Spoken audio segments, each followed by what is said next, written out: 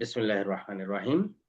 27 ধারা হচ্ছে স্ত্রী কেরানি কিংবা চাকরের দখলাধীন সম্পত্তি যখন নিজ দখলে আছে তখন সেটা নিজের বলে গণ্য হবে। 28 ধারা হচ্ছে জাল করা বা নকল করা, অর্থাৎ টু ফেক। জাল করা বা নকল করা এটা কি আবার প্রতারণার উদ্দেশ্যে যেটা ব্যবহার করা হয়, এটা যে আবার হুবহু নকল হইতে হবে এমনটা না। অর্থাৎ এটা সামান্যতম পরিবর্তন হলেই সেটা জাল করা বা নকল করা হিসেবে গণ্য হবে। দণ্ডবিধি আইনের 29 ধারা হচ্ছে দলিল বা ডকুমেন্ট। দলিল বলতে কি যেটা অক্ষর, সংখ্যা, চিহ্ন এক বা একাধিক উপায়ে যেটা প্রকাশিত হয়, সাক্ষ্য প্রমাণ হিসেবে ব্যবহৃত হইতে পারে বা প্রস্তুত করা হয়, সেটা হচ্ছে দলিল।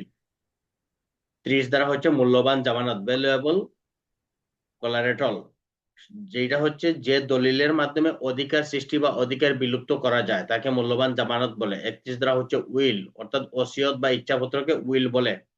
32 ধারা হচ্ছে অবৈধ বিচ্যুতি আইনের সাথে উল্লেখকারী শব্দসমূহের সংজ্ঞাভুক্ত, অর্থাৎ যেটা ইচ্ছাকৃতভাবে কোনো কাজ হইতে বিরত থাকে সেটাকে অবৈধ বিচ্যুতি হিসেবে গণ্য করা হয়। 33 ধারা হচ্ছে কাজ করা বা বিচ্যুত করা, অর্থাৎ ইচ্ছাকৃতভাবে যখন কোনো কাজ করে বা কাজ থেকে বিরত হয় সেটা এই কার্য বা বিচ্যুতি বলা হয়। 34 ধারা হচ্ছে কতিপয় ব্যক্তি কর্তৃক একই উদ্দেশ্যে সাধনকল্পে কৃত কার্যাবলী, অর্থাৎ কি যখন কোনো কার্য কি হয় অপরাধ হিসাবে করার জন্য, যেটা কতিপয় ব্যক্তি মিলে কি করে অপরাধ করার জন্য কোনো কাজ করে এবং সেটা অপরাধমূলক কাজ হয়, তখন কি হবে একের অধিক ব্যক্তি হলে তাদের ক্ষেত্রে 34 ধারা ব্যবহার হবে এবং প্রত্যেকেই সমানভাবে দোষী হবে। দণ্ডবিধি আইনের 34 ধারা। Same purpose, common objective, common goal. তাহলে কি হইলো, যখন একের অধিক কোনো ব্যক্তি অপরাধ করার উদ্দেশ্যে কি হয় একত্রিত হয়, সমবেত হয়, তখন তারা প্রত্যেকে কি হইলো সমানভাবে দোষী হলো। এটা হলো 34 ধারা। 35 ধারা হচ্ছে অনুরূপ, অর্থাৎ অপরাধমূলক কোনো কাজ যখন ভিন্ন জনের ভিন্ন উদ্দেশ্য থাকে তখন তাদের শাস্তি হবে 35 ধারা। 36 ধারা হচ্ছে আংশিকভাবে কোনো কাজ করা বা না করার ফলে যে অপরাধটা সংঘটিত তার জন্য দুইজনই সমানভাবে দোষী। 37 ধারা হচ্ছে একটা অপরাধ একটা অংশে যখন বিভক্ত হয় তখন প্রত্যেকেই সমানভাবে দোষী হবে। 37। 38 ধারা হলো অপরাধমূলক কার্যের জন্য যখন কি হয় ভিন্নভাবে বিভিন্ন দোষী হয়, অর্থাৎ একটা অপরাধ ভিন্ন জনের ভিন্ন উদ্দেশ্য ছিল, তখন কি হবে তাদের ভিন্ন ভিন্ন শাস্তি হবে। এটা হচ্ছে 38 ধারা। 39 ধারা হচ্ছে স্বেচ্ছাকৃত ভাবে বা ইচ্ছাকৃত ভাবে। 40 ধারা হচ্ছে অপরাধের সংজ্ঞা বা ক্রাইম। 41 ধারা হচ্ছে কি বিশেষ আইন। 42 ধারা স্থানীয় আইন। 43 ধারা হচ্ছে অবৈধ। অবৈধ কি যেটা সে আইনগত করতে বাধ্য ছিল সেটা না করাই হচ্ছে 43 ধারা। 44 ধারা হচ্ছে ক্ষতি। 45 ধারা জীবন। 46 ধারা মৃত্যু। 47 ধারা প্রাণী। 48 ধারা জাহাজ। 49 ধারা বছর মাস। 50 ধারা দ্বারার দ্বারা। দ্বারা হচ্ছে 50 ধারা। 51 ধারা হচ্ছে হলফ, শপথ, প্রতিজ্ঞা। 52 ধারা হচ্ছে সৎবিশ্বাস বা সরল বিশ্বাস। 52 শর্ট হাইফেন ক হচ্ছে আশ্রয় দান। আশ্রয় দানের কি ব্যতিক্রম হচ্ছে স্বামী কর্তৃক স্ত্রীকে, স্ত্রী কর্তৃক স্বামীকে যদি আশ্রয় দেয় তাহলে সেটা হচ্ছে ব্যতিক্রম। এটা সবসময় প্রযোজ্য হবে। দণ্ডবিধি আইনের 3য় অধ্যায় হচ্ছে কি দণ্ড সম্পর্কিত। 53 ধারা হচ্ছে দণ্ড। দণ্ড কয় প্রকার? 5 প্রকার। মৃত্যুদণ্ড, যাবজ্জীবন কারাদণ্ড, কারাদণ্ড। কারাদণ্ড হচ্ছে আবার 2 প্রকার, সশ্রম, বিনাশ্রম। চতুর্থ হচ্ছে সম্পত্তি বাজেয়াপ্ত। পঞ্চম হচ্ছে অর্থদণ্ড বা জরিমানা। তারপর হচ্ছে 54 ধারা হচ্ছে কি মৃত্যুদণ্ড হ্রাস। 55 ধারা হচ্ছে যাবজ্জীবন কারাদণ্ড হ্রাস কে করতে পারবেন? সরকার। তবে যাবজ্জীবন কারাদণ্ড হবে 30 বছর, অনূর্ধ্ব 30 বছর। 55 শর্ট হাইফেন ক রাষ্ট্রপতি কি করতে পারেন? ক্ষমা করতে পারেন। 57 ধারা হচ্ছে দণ্ডের ভগ্নাংশ কি হবে? 30 বছর মেয়াদী কারাবাস হিসেবে গণ্য করতে হবে। তারপরে হচ্ছে 63 ধারা জরিমানা দণ্ডের পরিমাণ সেটা কি হবে? মাত্রাতিরিক্ত হইবে না। 64 ধারা জরিমানা দণ্ড অনাদায় কারাদণ্ড সেটা কি হবে? মূল দণ্ডের শেষে অতিরিক্ত দণ্ড ভোগ করতে হবে। 65 ধারা যে ক্ষেত্রে জরিমানা অনাদায় কারাদণ্ড হয় সেটা কি হবে? সর্বোচ্চ 1/4। 63 ধারা জরিমানা অনাদায় কারাদণ্ডের বর্ণনা কি হবে? আদালত যেভাবে মূল দণ্ড উল্লেখ করে সেইভাবেই সেটা হবে। 67 ধারা কেবল জরিমানা দণ্ডে দণ্ডযোগ্য অপরাধের ক্ষেত্রে জরিমানা অনাদায় কারাদণ্ড কি হবে? অনূর্ধ্ব 2 মাস, অর্থাৎ 50 টাকা জরিমানা হইলে সর্বোচ্চ 2 মাস, 100 টাকা জরিমানা হইলে সর্বোচ্চ 4 মাস, আর যদি 100 টাকার উপরে কোনো মামলা হয় সেই ক্ষেত্রে সর্বোচ্চ 6 মাস কি হবে? কারাদণ্ড, তার বেশি হবে না। এবং এই কারাদণ্ড হবে এগুলা বিনাশ্রম। তারপর হচ্ছে দণ্ডবিধি আইনের 70 ধারা 6 বছরের মধ্যে কি হবে, কারাবাসযোগ্য দণ্ডের টাকা যদি সে না দেয় সেক্ষেত্রে তার স্থাবর সম্পত্তি থেকে এটা বিক্রি করে উদ্ধার করা যাবে। তারপর হচ্ছে 75 ধারা। 75 ধারা কি, বর্ধিত দণ্ড, সেটা কোন অপরাধের ক্ষেত্রে, সেটা হচ্ছে দণ্ডবিধি আইনের 12 অধ্যায় এবং 17 অধ্যায়ের জন্য। যখন সে কি করে 3 বছর দণ্ডিত হয় সেই ক্ষেত্রে তাকে বর্ধিত দণ্ড দেওয়া যাবে হচ্ছে দণ্ডবিধি আইনের 75 ধারা। আজকে আমরা আলোচনা করব হচ্ছে অধ্যায় 4, অধ্যায় 4 সাধারণ ব্যতিক্রম। ধারা হচ্ছে 76 হতে 106। এখানে আবার ব্যতিক্রমের মধ্যে আবার দুইটা ব্যতিক্রম আছে, 76 হতে 96 এটা হচ্ছে সাধারণ ব্যতিক্রম, আর 76 হতে 95 এটা হচ্ছে সাধারণ ব্যতিক্রম, আর 96 থেকে 106 এটা হচ্ছে আপনার আত্মরক্ষার ব্যক্তিগত অধিকারের ব্যতিক্রম। তাহলে দণ্ডবিধি আইনের 76 ধারা, দণ্ডবিধি আইনের 76 ধারা যেটা আমরা একবারে সহজভাবে বলবো, আপনারা সহজভাবে নেওয়ার চেষ্টা করবেন। আইন বলে বাধ্য, ভুল ধারণাবশত নিজেকে বাধ্য মনে করে কোনো কাজ করলে সেটা কি হয়, অপরাধ হিসেবে গণ্য হবে না। আইন বলে বাধ্য, ভুল ধারণাবশত নিজেকে আইন বলে বাধ্য বলে গণ্য হলে সেটা কি হয়, অপরাধ হয় না। তাহলে আমরা সংক্ষেপে কি মনে করব, যে ব্যক্তি কোনো কাজ সম্পাদন করার জন্য আইন বলে বাধ্য, এখন এটার একটা তত্ত্বের ভুল ধারণাবশত আইন বলে বাধ্য করলে সেই ক্ষেত্রে তার অপরাধ হবে না। যেমন আমাদের হচ্ছে পুলিশ অফিসার রেদওয়ানুল করিম, সে আসামি সুমনকে ধরতে গিয়া এখন মৃণাল কান্তির তথ্য মতে সে কি করছে, সুমনকে করিম রে সুমন মনে করে ধরে নিয়ে আসছে, যেহেতু সে আইন বলে বাধ্য হতে, যে করিম রে সুমন মনে করে ধরে নিয়ে আসছে তথ্যের ভুল কারণে, এই জন্য তার সেটা অপরাধ হবে না দণ্ডবিধি আইনের 76 ধারা। তাহলে আমরা সহজে মনে রাখবো, আইন বলে বাধ্য, তথ্যের ভুল ধারণাবশত কৃত কোনো কাজ অপরাধ নয় 76 ধারা। 77 ধারা হয়েছে বিচারক যখন বিচার কার্য সম্পাদন করে তখন তার কৃত কাজ অপরাধ নয়। একবারে সহজ কথা, যেমন আদালতের বিচারক কি করছে, উনি বিচার করতে গিয়ে যদি কাউকে মৃত্যুদণ্ড বা যাবজ্জীবন কারাদণ্ড দেয়, এই দণ্ডের বিরুদ্ধে তার সেটা অপরাধ হিসেবে গণ্য হবে না 77 দ্বারা। এগুলো একবারে সহজভাবে নিবেন, কারণ এটা নিয়ে আপনি বেশি ঘাটাঘাটি যদি করতে যান তাহলে কি হবে, সেটা আপনার মধ্যে মনে হয় বিতর্ক সৃষ্টি করবে, তখন দেখা যাবে কি আপনি বিষয়টা বুঝতেছেন না বা ধরতে পারতেছেন না। এই জন্য আমরা সহজে একবারে সহজভাবে বলবো, আর সহজভাবে একটা উদাহরণ দিয়ে দেবো, শেষ। 78 দ্বারা হচ্ছে আদালতের রায় বা আদেশে কৃত কোনো কাজ অপরাধ নয়। যেমন আদালত কি করছে, পরোয়ানা দিচ্ছে, এই পরোয়ানা নিয়ে আপনি একজন ব্যক্তিকে ধরতে গেছেন, সেই ব্যক্তিটা হচ্ছে গণ্যমান্য ব্যক্তি, তখন সে কি বলল, যে আমি আপনার বিরুদ্ধে মামলা করবো যে আপনি আমার বিরুদ্ধে কেন ধরছেন, কিন্তু আপনি তো গেছেন আদালতের আদেশে আদালতের রায় নিয়ে, সেই জন্য আপনার এই কাজ অপরাধ হিসেবে গণ্য হবে না 78 দ্বারা। 79 দ্বারা হচ্ছে আইন সমর্থিত ভুল ধারণাবশত কৃত কোনো কাজ অপরাধ নয়। আইন সমর্থিত ভুল ধারণাবশত কৃত কোনো কাজ অপরাধ নয়। দণ্ডবিধি ফৌজদারি কার্যবিধি আইনের 59 দ্বারা আমরা পড়ছি, কোন ব্যক্তি জনসাধারণের সামনে যখন আমলযোগ্য, জামিনের অযোগ্য বা সরকার কর্তৃক ঘোষিত কোনো অপরাধ করে, সেই ক্ষেত্রে কি করবে, উক্ত ব্যক্তি তাকে বিনা বর্ণায় গ্রেপ্তার করতে পারবে। তখন যখন এই ব্যক্তিটা কি করলো, গ্রেপ্তার করতে গেল, এ গ্রেপ্তার করতে গেল, মনে করেন যে রহিম কি করছে, সুমনকে গ্রেপ্তার করছে, সে তার সামনে খুন করছে, কিন্তু দেখলো কি যে আসলে সুমন খুন করতে যায় নাই, সুমন আত্মরক্ষার অধিকার হাঁটাইতে গেছে, সেই ক্ষেত্রে কি হয়েছে, এখন রহিম মনে করছে সুমন তারে খুন করতেছে, এই বললে সে আটক করছে, আটক করার পরে নিয়ে আসছে, যখন তখন পুলিশ তদন্ত করে দেখা যাচ্ছে আসলে সে খুন করে না, সেটা কি হয়েছে, আত্মরক্ষার অধিকার প্রয়োগ করছে, এই জন্য সেটা হচ্ছে ভুল ধারণাবশত, অর্থাৎ আইন সমর্থিত ভুল ধারণাবশত কৃত কোনো কাজ অপরাধ নয়, এটা হচ্ছে 79 ধারা। 80 ধারা হচ্ছে আইনানুগ কার্য, অর্থাৎ অসৎ উদ্দেশ্য ব্যতীত বা অপরাধমূলক কাজ ব্যতীত যখন আপনি কোনো কাজ করেন, সেই কাজ করতে গেলে কি হয়, যদি কোনো দুর্ঘটনা ঘটে তাহলে কি হবে, সেটা অপরাধ হিসেবে গণ্য হবে না।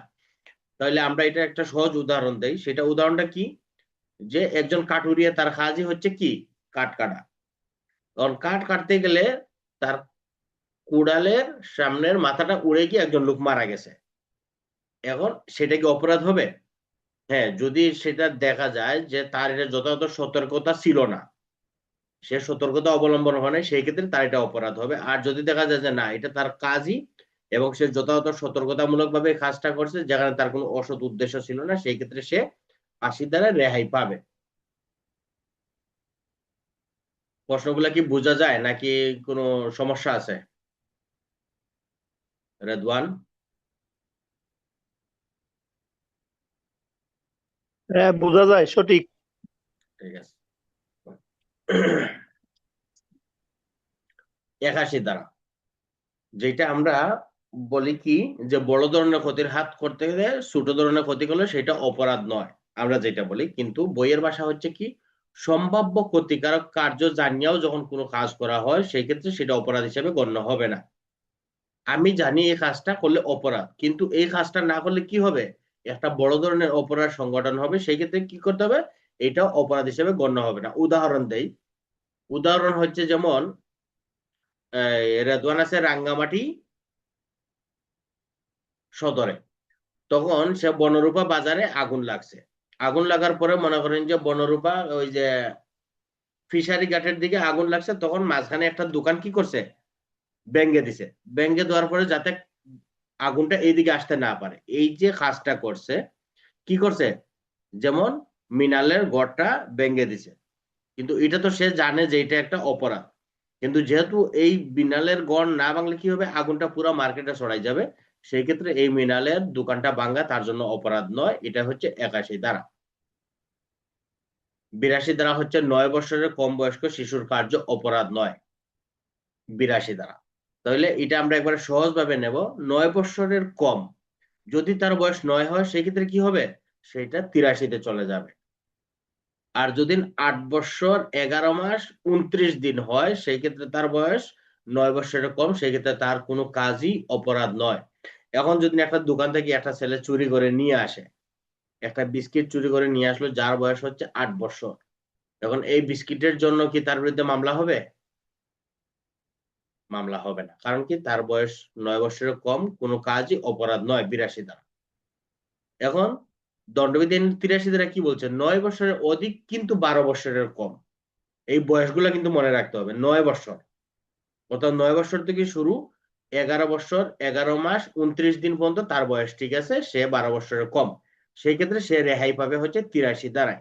অর্থাৎ এই 83 দ্বারা কি বলছে, 9 বছরের অধিক কিন্তু 12 বছরের কম বয়স্ক শিশুর কার্য অপরাধ নয়, যদি তার বয়স বিবেক কি হয়, অপরিণত বিবেক হয়।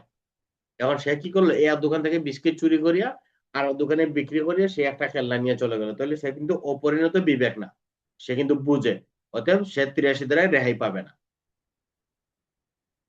84 দ্বারা হচ্ছে অপকৃষ্ট বা পাগল ব্যক্তির কার্য, অর্থাৎ যেই ব্যক্তি কি করে, সে তার স্বাভাবিক অবস্থা বুঝতে পারে না, অপরাধ বোধ সে মনে করতে পারে না, সেই ব্যক্তির কার্য কি হবে না, অপরাধ হিসেবে গণ্য হবে না। 84 দ্বারা অপকৃতিস্থ অর্থাৎ মাতাল, তারপরে হচ্ছে পাগল, এইসব ব্যক্তি কি হবে না, অপরাধ হিসেবে গণ্য হবে না। দণ্ডবিধি আইনের 85 দ্বারা হচ্ছে অনিচ্ছাকৃত ভাবে প্রমত্ততা বা মাতাল, অর্থাৎ অনিচ্ছাকৃত ভাবে সে কি হয়েছে, মাতাল হয়েছে।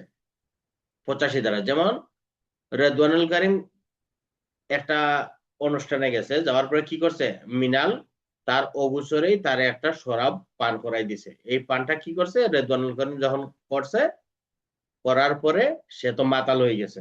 এই মাতাল অবস্থায় যদি সে কোনো কার্য করে তাহলে সেটা তার অপরাধ হিসেবে গণ্য হবে না। এটা হলো 85 দ্বারা। আবার এটার ব্যতিক্রম হচ্ছে কি, 86 দ্বারা। 86 দ্বারা কি বলছে, যখন আপনি জানবেন, জেনে শুনে যখন আপনি কোনো, যেমন আপনি মদটা কি করছেন, আপনি নিজে কিনছেন, খাইছেন, খাওয়ার পরে গিয়ে অন্য একজন লোকরে আপনি মার্ডার করছেন বা শ্লীলতাহানি করছেন, যেটাই করছেন করছেন, একটা অপরাধে কাজ করছেন, সেই ক্ষেত্রে আপনি 86 দ্বারা আপনি রেহাই পাবেন না। যেখানে 85-তে আপনাকে রেহাই দিছে, সেখানে 86-তে আপনাকে রেহাই দেবে না, কারণ কি, এটা আপনি নিজেই সেই অপরাধটা সম্পর্কে জানেন, বুঝেন আপনি, এবং কি করছেন, আপনি নিজে কিনে এনে খাওয়া দাওয়া করে তারপরে কি আপনি অপরাধটা করছেন, সেক্ষেত্রে আপনি 85 দ্বারা রেহাই পাবেন না, আপনার বিরুদ্ধে 86 দ্বারা ব্যবস্থা বা সংশ্লিষ্ট আইনের ব্যবস্থা নেওয়া হবে। এটা হচ্ছে 86 দ্বারা। 87 ধারা হচ্ছে 18 বছরের অধিক বয়স্ক ব্যক্তি কর্তৃক সম্মতি সহকারে কোনো কার্য হইলে সেইটা অপরাধ হিসেবে গণ্য হবে না। তাহলে এখন আমরা কি বলবো, যেহেতু আমরা 82-তে পড়লাম 9 বছরের কম, 83-তে পড়লাম 12 বছর, 9 বছরের বেশি 12 বছরের কম, 84-তে বললাম পাগল অপকৃতিস্থ ব্যক্তি, 85-তে বললাম অনিচ্ছাকৃত মাতাল। আর 87-তে কি বলছে, এখানে বয়সটা স্পেসিফিকলি একটু মনে রাখতে হবে যে 18 বছর অর্থাৎ পূর্ণবয়স্ক ব্যক্তি। এটা সম্পর্কে আমরা একটা উদাহরণ দিতে পারি যে 18 বছর অধিক বয়স্ক ব্যক্তি সম্মতি সহকারে যদি কোনো কার্য করে তাহলে সেটা অপরাধ হিসেবে গণ্য হবে না। এখন এটা আমরা উদাহরণ দিতে পারি কি, যেমন ক এবং খ অথবা সুমন এবং রহিম কি করছে, কাবাডি খেলার জন্য চুক্তি করছে। চুক্তির ফলে কি হয়েছে, তারা কাবাডি খেলতে গিয়া রহিম সুমনের হাত ভেঙে ফেলে। এই ক্ষেত্রে কি হয়েছে, রহিমের অপরাধ হবে না 87 ধারায়। এটা কিন্তু একটু মাথায় রাখতে হবে যে কি, 18 বছরের অধিক বয়স্ক ব্যক্তি কর্তৃক সম্মতি সহকারে কৃত কোনো কাজ অপরাধ নয়, সেটা মৃত্যু হইতে পারে, গুরুতর আঘাতের উদ্দেশ্য ব্যতীত হইতে হবে। তবে যদি এখানে মৃত্যু বা গুরুতর আঘাতের উদ্দেশ্য থাকে সেই ক্ষেত্রে এটাকে নিষেধ করছে কত দ্বারায়, 91 দ্বারায় সেটাকে নিষেধ করছে। এটা আমরা পরে আসতেছি, এটা আমরা পাবো। 88 দ্বারা হচ্ছে মৃত্যুর বা উদ্দেশ্য ব্যতীত উপকারার্থে, সদ্বিশ্বাসে, মঙ্গলার্থে। 88 দ্বারা এটা কিন্তু আমরা একটা স্পেসিফিকলি একটা বিষয় একটা ধরা পড়ে, সেটা হচ্ছে কি, যখন কোনো ব্যক্তির উপকার করতে যাবেন তার কি হয়েছে, সম্মতি সহকারে উপকারার্থে সদ্বিশ্বাসে করতে যাওয়ার পরেও যদি কোনো অপরাধ হয়ে যায় বা কোনো মানুষের ক্ষতি হয় সেই ক্ষেত্রে এটা অপরাধ হবে না। এখন এটার উদাহরণ আমরা দিতে পারি কি, ডাক্তার দিয়ে। ডাক্তার অপারেশন করার পূর্বে কি করলো, তার অভিভাবক যে ব্যক্তির অপারেশন করবে তার সম্মতি নিল, তার কাছ থেকে বন্ড সাইন নিল, সবকিছু নিল। তার উদ্দেশ্য কি, যে উক্ত ব্যক্তির অপরাধ করা।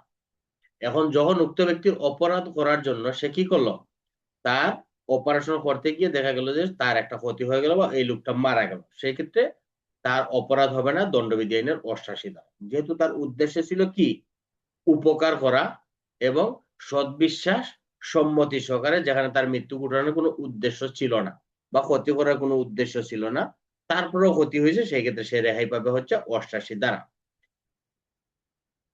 তারপর হচ্ছে দণ্ডবিধি আইনের 89 ধারা। অভিভাবকের সম্মতি সহকারে শিশুর যদি বা অপকৃতিস্থ বা পাগলের কোনো কাজ করতে গিয়ে যদি অপরাধ হয় সেই ক্ষেত্রে এটা অপরাধ হিসেবে গণ্য হবে না। তাহলে দণ্ডবিধি আইনের 89 ধারার সাথে আমরা তুলনা দিতে পারি কি, যেমন মনে করেন যে একটা 12 বছরের কম বয়স্ক শিশু, তার অভিভাবক কি করছে, যেমন বাচ্চাটার পায়ের অপারেশন করতে হবে, সে হাঁটতে পারে না বা সে প্রতিবন্ধী। এখন উপকার অর্থাৎ ডাক্তার কি করলো, তার উপকার করার জন্য তার অভিভাবক সম্মতি দিল। সম্মতি দেওয়ার পরে মনে করেন যে বাচ্চাটার অপারেশন হইলো, অপারেশনের পরে বাচ্চাটা দুর্ঘটনাবশত মারা গেল, সেই ক্ষেত্রে এই ডাক্তারের কোনো কি হবে না, অপরাধ হবে না হচ্ছে 89 দ্বারা। যেহেতু সম্মতিটা দিছে কে, অভিভাবক, যেহেতু অভিভাবকের কথা উল্লেখ আছে সেই ক্ষেত্রে এটা হবে 89 দ্বারা। আর যদি নিজে সম্মতি দিত তাহলে সেটা হইতো 88 দ্বারা বা 88 দ্বারা। তাহলে আমরা 88-এর সাথে 88-এর সাথে 89 একটু মিলাই নিই। 88 হচ্ছে কি, সদ্বিশ্বাস, উপকারার্থে, মঙ্গলার্থে, মৃত্যুর কি ব্যতীত, উদ্দেশ্য ব্যতীত, নিজ যে ব্যক্তির অপারেশন করবে তার সম্মতি সহকারে হচ্ছে কি 88 দ্বারা। আর 89 দ্বারা হচ্ছে কি, সেম কার্য, 88-এর সেম কার্যটাই কিন্তু সম্মতিটা দিছে কে, অভিভাবক। এখন যদি অভিভাবকের উদ্দেশ্য হয় শিশুর অঙ্গহানি করে কি করবে, ভিক্ষাবৃত্তি করবে, সেই ক্ষেত্রে এই অপারেশন করা যাবে না। এবং যদি অপারেশন করে তাহলে কি হবে, ডাক্তার এই 89 দ্বারায় বা সংশ্লিষ্ট ব্যক্তি 89 দ্বারায় রেহাই পাবে না। এটা আমরা এই যে সামনে আসতেছে এটা আমরা পাবো। তাহলে 88-তে পাইলাম কি, যে সম্মতি যেই অপারেশন হবে তার দিছে, আর 89 হচ্ছে কি অভিভাবক দিছে। এখন এটা কি শুধু এই শিশুর ক্ষেত্রে হবে নাকি প্রাপ্তবয়স্কর ক্ষেত্রেও হবে? প্রাপ্তবয়স্কের ক্ষেত্রেও হবে বা অপ্রকৃতিস্থ ব্যক্তির ক্ষেত্রেও হবে। কারণ কি, যেমন আমরা সিজারিং যখন অপারেশন করি তখন তো রুগী কি আর সই দিতে পারে? তখন রুগীর স্বামী দেয়, গার্জেন দেয়, তারা আছে, তখন সেটাই হচ্ছে 89 ধারা অনুযায়ী প্রযোজ্য হবে। তারপর হচ্ছে দণ্ডবিধি আইনের 90 ধারা। সম্মতি যখন সম্মতি হিসেবে গণ্য হবে না, এটা হচ্ছে আবার আরেকটা ব্যতিক্রমের ব্যতিক্রম। এতক্ষণ যা দিয়ে আসছে এটা হচ্ছে আবার ব্যতিক্রমের ব্যতিক্রম। সম্মতি যখন সম্মতি হিসেবে গণ্য হবে না, তাহলে এখন সম্মতিটা সম্মতি হিসেবে গণ্য হবে না কখন? এখানে আপনার 4টা বিষয় মনে রাখবেন, সহজভাবে বলি। ভয়ভীতি বা ভ্রান্ত ধারণায় দেওয়া সম্মতি। আপনি একজনকে ভয় দেখায় সম্মতি নিছেন, যেটা হচ্ছে আমরা দণ্ডবিধি আইনে 375-এ পড়বো, হচ্ছে যখন দর্শন করতে গিয়া তার মৃত্যুর ভয় দেখায় কি করছেন, তার সম্মতি নিয়ে আপনি তারা দর্শন করছেন, সেটা কি হবে না? সম্মতি হবে না। অথবা ভ্রান্ত ধারণাবশত। ভ্রান্ত ধারণা কি? যেমন এখানে এই যে আমাদের এখন বর্তমান নির্বাচনের বিভিন্ন প্রচারণা চলতেছে, এই প্রচারণার মধ্যে কি হয়েছে, যেমন আনসারের সদস্য বা এরকম কিছু লোক দিছে এখানে, যে আপনি এটার নিরাপত্তার দায়িত্বে থাকেন। এখন এখানে একজন লোক গেছে, গিয়ে বলছে যে আমি জনাব অমুকের সাথে দেখা করব, আমার যাইতে দেন। তখন এই লোকটা যে দায়িত্বে আছে সে কি করছে, সে বলছে ঠিক আছে আপনি চলে যান, যান আপনি গিয়ে দেখা করতে পারেন। কিন্তু তার এটার কোনো ধারণাই নাই যে এই লোক যে এখানে গেলে একটা বড় ধরনের ক্ষতি হইতে পারে, বা এই লোক এর সাথে দেখা করার যোগ্যতা আছে কিনা, এই ধরনের কোনো তার ধারণাই নাই। সেই ক্ষেত্রে সে কি করছে, ধারণা ছাড়াই সে কি করছে, সম্মতি দিয়ে দিছে। অতএব এই ক্ষেত্রে তার এই সম্মতিটা সম্মতি হিসেবে গণ্য হবে না। এটা ধরলাম আমরা 1 নাম্বার। তাহলে কি 1 নাম্বার? ভয়ভীতি বা ভ্রান্ত ধারণার ফলে দেওয়া সম্মতি সম্মতি হিসেবে গণ্য হবে না। 2 নাম্বার, 12 বছরের কম বয়স্ক শিশু যদি সম্মতি দেয় তাহলে সেটা সম্মতি হিসেবে গণ্য হবে না। 12 বছরের কম শিশু যদি, কারণ যেহেতু তার অপরিণত বিবেক, অতএব সেই ক্ষেত্রে তার দেওয়া সম্মতি সম্মতি হিসেবে গণ্য হবে না। 2। 3 নাম্বার হইলো পাগল উন্মাদ ব্যক্তি। পাগলের সম্মতি সম্মতি না, যে ব্যক্তি হচ্ছে মস্তিষ্ক ব্যক্তি বিকৃত, তার সম্মতিও সম্মতি হিসেবে গণ্য হবে না। এটা হলো 3 নাম্বার। 4 নাম্বার হইলো নেশাগ্রস্ত ব্যক্তির সম্মতি বা মাতালের সম্মতি। এখন মাতাল অবস্থায় সে তো নিজেই জানে না সে কি করতেছে, কি তার অবস্থা, সেক্ষেত্রে সে যা সম্মতি দিছে তার এটা সম্মতি হিসেবে গণ্য হবে না। তাহলে এই 4টা বিষয় আমরা 90 দ্বারা মনে রাখবো, যে সম্মতি কখন সম্মতি হিসেবে গণ্য হবে না। ভয়ভীতি বা ভ্রান্ত ধারণায় দেওয়া সম্মতি, 12 বছরের কম বয়স্ক শিশুর দেওয়া সম্মতি, পাগল উন্মাদের দেওয়া সম্মতি, নেশাগ্রস্ত ব্যক্তির দেওয়া সম্মতি। এই 4টা কি হবে না? সম্মতি হিসাবে গণ্য হবে না। তারপর হলো দণ্ডবিধি আইনের 91 ধারা। এই যে আমরা একটু আগে যেটা পড়ছিলাম, দণ্ডবিধি আইনের 87, 88, 89 ধারা। 87 ধারা হচ্ছে কি, 18 বয়স্ক, 18 বছর বয়সের অধিক ব্যক্তির সম্মতি। আর 87, 88 ধারায় হইল যেই ব্যক্তির অপারেশন করবে সেই ব্যক্তির সম্মতি। 89 ধারা হইল কি, অভিভাবকের দেওয়ার সম্মতি। এখন এই 3 শ্রেণীর ব্যক্তির উদ্দেশ্য ছিল অসৎ, যারা সম্মতি দিছে বা অনুমতি দিছে তাদের উদ্দেশ্য ছিল অসৎ, এবং সেটা কি করছে, মনে হয় যে ম্যানেজমেন্ট কমিটি বা ডাক্তার বুঝতে পারছে যে তাদের উদ্দেশ্য খারাপ, সেই ক্ষেত্রে স্পেসিফিকলি এটা যে কাজ করবে তাকে নিষেধ করতেছে, যে আপনি এই 87, 88, 89 ধারার কার্য থেকে বিরত থাকতে হবে। 91 ধারা। তাহলে যেমন আমরা কাবাডি খেলা দিয়ে উদাহরণ দিছিলাম, এখন কাবাডির ম্যানেজমেন্ট জানতে পারছে যে এ কি করছে, এই খেলার উসিলায় তারে মেরে ফেলবে বা তার হাত পা ভেঙে ফেলবে, সেই ক্ষেত্রে এই কমিটির কাজ হবে কি, যে এই খেলা থেকে বিরত রাখা। যেহেতু সে জানতে পারছে যে তার উদ্দেশ্য কি, তারে মেরে ফেলা বা তার হাত পা ভেঙে ফেলা, তাহলে কমিটির দায়িত্ব হবে যে এই খেলা বন্ধ করা বা এই খেলা থেকে বিরত রাখা। 87। আর 88 দ্বারা হচ্ছে কি, ডাক্তার এখন মনে করেন যে আমাদের দেশে বর্তমানে অ্যাভেলেবেল যেটা চলতেছে হচ্ছে অ্যাবরেশন বা গর্ভপাত, অবৈধ গর্ভপাত যেটা। এখন এই 88 দ্বারায় যে মহিলা মনে করেন যে একজন গর্ভপাত করাইতে আসছে, এখন যদি সেখানে গর্ভপাত করাইতে গিয়ে মহিলার জীবন রক্ষার জন্য হয়ে থাকে, তাহলে গর্ভপাত করানো কি বৈধ, এবং সেটার জন্য আইনত তার কোনো শাস্তি হবে না। কিন্তু সে কি করছে, তার সুনাম রক্ষা করার জন্য কি করছে, গর্ভপাতটা করছে বা অঙ্গ হানি করছে।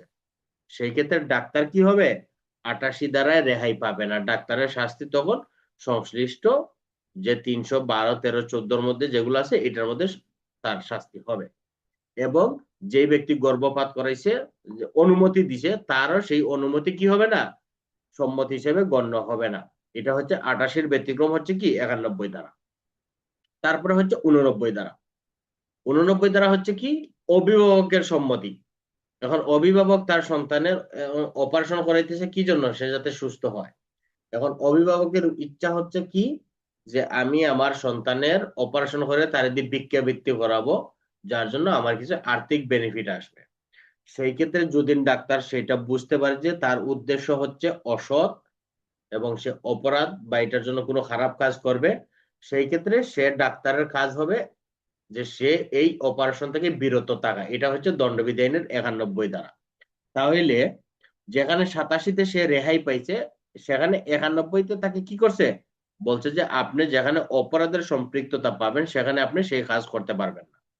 তাহলে 87, 88, 89 দ্বারা, এই 3 দ্বারার ব্যতিক্রম হচ্ছে কি 91 দ্বারা। 87-তে সে রেহাই পাবে, 88-তেও রেহাই পাবে, 89 রেহাই পাবে। কিন্তু যেখানে অপরাধের উদ্দেশ্য আছে, মৃত্যুর উদ্দেশ্য আছে, খারাপ কাজের অসৎ উদ্দেশ্য আছে, সেই ক্ষেত্রে 91-তে কি বলছে, যে আপনি এই কাজ থেকে বিরত থাকতে হবে। যদি না থাকেন তাহলে আপনার বিরুদ্ধে ব্যবস্থা হবে সংশ্লিষ্ট ধারা অনুসারে। এটা হইলো দণ্ডবিধি আইনের 91 ধারা। মানে এটা কি ওই যে যে কাজ করতে গিয়ে ক্ষতির সম্ভাবনা বেশি থাকে সেটাই? না, ক্ষতির সম্ভাবনা না। ক্ষতির সম্ভাবনা তো এটা হচ্ছে 81। এটা হচ্ছে কি, যেমন আমরা 87-তে পড়লাম কি 91টা কিন্তু 87, 88, 89 সাথে সম্পর্কিত 91টা। তাহলে আমরা এটার আর একটু বিস্তারিত বলি। 87-তে আমরা কাবাডি খেলা দিয়ে উদাহরণ দিয়েছিলাম যে রেদওয়ান এবং মৃণাল কান্তি কি হয়েছে, দুইজনের বয়সী 18-র অধিক, এবং দুইজনই সম্মতি হয়েছে যে কাবাডি খেলবে। এখন এই কাবাডি খেলতে গিয়ে রেদওয়ান কি করলো, মৃণাল কান্তির হাত ভেঙে দিল। এই ক্ষেত্রে সে কি হবে, 87 দ্বারা রেহাই পাবে। আমি হচ্ছি ম্যানেজমেন্ট কমিটি 87-র। এখন 87-তে আমি জানতে পারলাম যে রেদওয়ানুল করিম এবং মৃণাল কান্তি যে খেলাটা খেলতেছে, এখানে রেদওয়ানুল করিমের উদ্দেশ্য হচ্ছে মৃণালের হাত ভাঙ্গা বা কাবাডি খেলার বান ধরিয়া মৃণালকে হত্যা করা। সেই ক্ষেত্রে আমি যেহেতু ম্যানেজমেন্ট কমিটি, আমার কাজ হবে কি এই খেলা থেকে বিরত রাখা। এটাই হচ্ছে 91 ধারার মূল বিষয়বস্তু। অর্থাৎ যেখানে উদ্দেশ্য খারাপ, সেই ক্ষেত্রে এটা থেকে বিরত থাকাই হচ্ছে 91 ধারা। 88-তে কি হয়েছে, রেদওয়ানুল করিম, মৃণাল কান্তি অসুস্থ, তার কি করতে হবে, অপারেশন করতে হবে। এখন মৃণাল কান্তি সম্মতি দিছে যে ঠিক আছে আপনি আমার অপারেশন করেন, যেহেতু সেটা মৃত্যু ব্যতীত তার উপকার করার জন্য সৎ উদ্দেশ্য। সেই ক্ষেত্রে কি হবে, সেটা রেদওয়ানের যদি এইরকম করতে গিয়ে যদি মৃণালের কোনো দুর্ঘটনা ঘটে, তাহলে সেটা কি হবে না, অপরাধ হবে না 88 দ্বারা। এখন মৃণাল সম্মতি দিছে ঠিকই আছে, কিন্তু মৃণালের উদ্দেশ্য হচ্ছে যে কি, যে তার এই কাজটা করলে তার জন্য উদ্দেশ্য হচ্ছে খারাপ। যেমন এটার উদাহরণ দেয়, আরেকটা উদাহরণ হচ্ছে কি, যে একজন মহিলা কি করছে, ডাক্তারে বলছে যে ডাক্তার সাহেব আমার অ্যাবর্শনটা করে দেন। অ্যাবর্শনটা করবে কি জন্য, যে সে অবৈধ এই সন্তান ধারণ করছে। তাহলে এখন এটার পরিচয় দিবে কি, পিতৃ পরিচয় দিবে কি, এই পিতৃ পরিচয় থেকে বাঁচার জন্য সে অ্যাবর্শনটা করতেছে। এখন ডাক্তার যখন এই কথা জানতে পারবে, তখন ডাক্তারের কাজ হচ্ছে 91 দ্বারা উনি অ্যাবর্শনটা করবেন না।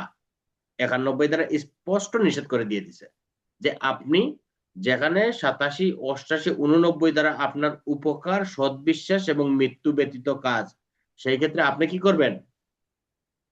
87, 88, 89 দ্বারা অপারেশন করবেন এবং তাদের বাঁচাবেন। আর যেখানে তাদের উদ্দেশ্য খারাপ, সেই ক্ষেত্রে 91 দ্বারা স্পষ্ট বলে দিছে যে আপনি এই কাজ করতে পারবেন না। এখন যদি 88 দিয়ে আবার ডাক্তার রেহাই পাবে বা ওই ব্যক্তিও রেহাই পাবে কখন? যদি এই গর্ভবতীর মহিলার এই অপারেশনটা না করলে গর্ভবতী মারা যাবে বা গর্ভবতীর জীবন বিপন্ন হবে। যেমন আমরা অনেক সময় ওই যে টিভি সিরিয়াল বা আমরা ব্যক্তি জীবনে অনেকেই বিভিন্ন ধরনের অভিজ্ঞতার সম্মুখীন হই। ডাক্তার বলে যে আমরা যে কোনো একজনকে বাঁচাইতে পারবো, হয় সন্তান নতুবা মা, তাহলে আমরা কাকে বাঁচাবো? তখন আপনি অভিভাবক হিসেবে যে সম্মতি দিলেন যে ঠিক আছে তাহলে আমার ওয়াইফরে বাঁচান, সেই ক্ষেত্রে যে আপনার বাচ্চার যে ক্ষতি হইলো বা বাচ্চা মারা গেল, এই জন্য কি হইলো, আপনিও রেহাই পাবেন হচ্ছে 88-তে, ডাক্তারও রেহাই পাবে হচ্ছে 88-তে। আর যেহেতু আপনি অভিভাবক হিসেবে সম্মতি দিচ্ছেন, সেই ক্ষেত্রে আপনি রেহাই পাবেন 89 দ্বারায় এবং ডাক্তার রেহাই পাবে 88 দ্বারায়। এখন কি ক্লিয়ার হয়েছে? রেদওয়ান? হম সঠিক। ঠিক আছে, তাহলে 92 দ্বারা, 92 দ্বারা হইলো কি, সম্মতি ব্যতি রেখে উপকার করতে গিয়ে যদি কোনো ব্যক্তির কোনো ক্ষতি হয়, সেক্ষেত্রে এটা অপরাধ হবে না। সম্মতি ব্যতি রেখে কোনো ব্যক্তির উপকার করতে গেলে সেই ক্ষেত্রে এটা অপরাধ হবে না। এটা আমি দুইটা উদাহরণ দেব, উদাহরণে সহজ হবে। যেমন বলাৎকার, ঠিক আছে, বলাৎকার একটা অপরাধ। যে তোমাদের সময়টা কমিয়েছে, আমরা দ্রুত শেষ করি।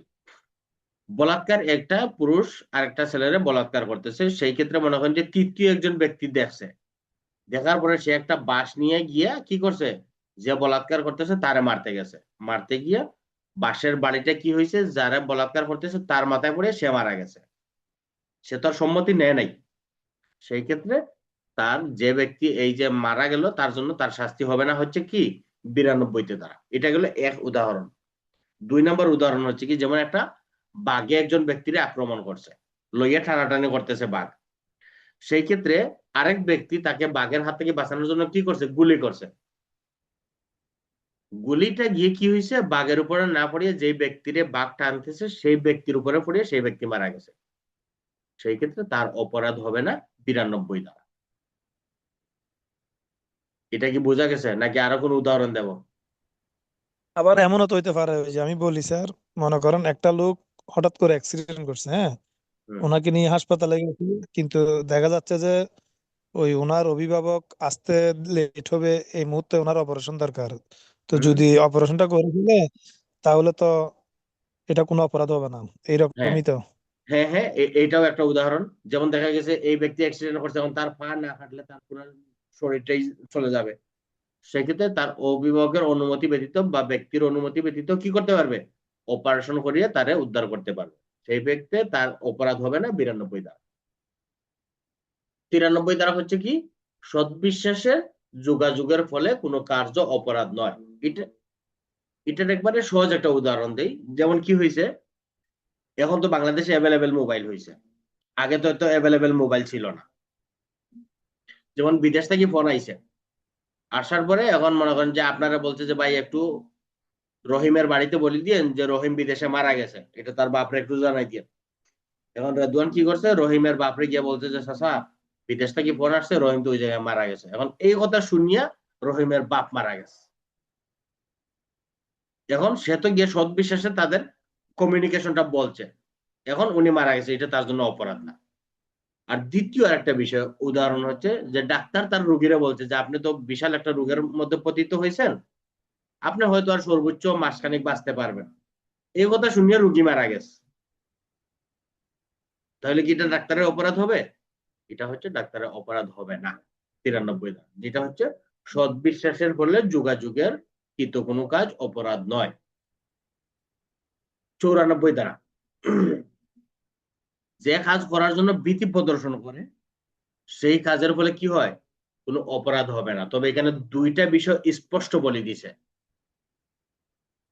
যদি রাষ্ট্রদ্রোহিতার বিরুদ্ধে অপরাধ হয় আর কোনো ব্যক্তি খুন হয়, সেই ক্ষেত্রে কি হবে, আপনারা যে বলছে ভীতি প্রদর্শন করে কোনো কাজে বাধ্য করে, সেই ক্ষেত্রে আপনি এই কাজ করতে পারবেন। উদাহরণটা দেই, অর্থাৎ ভয় ভীতি দেখাইয়া যদি কোনো কাজ করাইতে বাধ্য করে, সেই ক্ষেত্রে তার অপরাধ নয়, তবে দুইটা ক্ষেত্রে তার অপরাধ হবে। যদি উক্ত কাজের ফলে খুন হয় এবং রাষ্ট্রদ্রোহিতার অপরাধ হয়, সেই ক্ষেত্রে অপরাধ হবে, আর না হইলে অপরাধ হবে না। যেমন কি করছে, ডাকাত দল আইছে, ডাকাত দল আইয়া বাড়ির দারোয়ানরে বলছে যে তুমি দরজা খুলে দাও, নইলে তোমার মেরে ফেলবো। সে দরজা খুলে দিছে, তারা ভিতরে গিয়ে ডাকাতি করছে, চলে গেছে। তাহলে কি হয়েছে, দারোয়ানের অপরাধ হয় নাই। কিন্তু ডাকাতরে যখনই তারা ডাকাতরে বলছে যে তুমি দরজা খুলে দাও, না হইলে তোমাকে মেরে ফেলবো, অথবা ডাকাতরা বলছে যে তুমি যদি তোমার এই মালিকের না মারো তাহলে তোমারে মেরে ফেলবো। এখন ডাকাত কি তার মালিক মেরে ফেলবে? তখন সে বললো যে হ্যাঁ ঠিক আছে, নিজে বাঁচার জন্য মালিকরে মেরে দিল। তাহলে কি দারোয়ান বাঁচার কোনো সুযোগ নাই 94 দ্বারা।